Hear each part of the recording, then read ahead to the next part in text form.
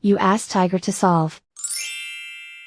This deals with linear equations with one unknown. The final result is x equals -5. Let's solve it step by step. Simplify the expression. Expand the parentheses. Multiply the coefficients. Simplify the arithmetic. Expand the parentheses. Multiply the coefficients. Simplify the arithmetic. Group all x terms on the left side of the equation. Subtract 10x from both sides. Group like terms. Simplify the arithmetic.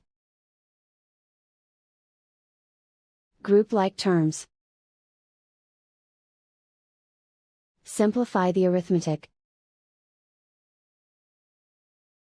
Group all constants on the right side of the equation.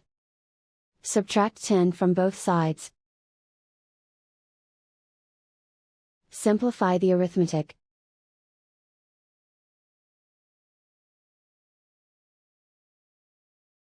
Isolate the x. Divide both sides by -2. Cancel out the negatives. Simplify the fraction.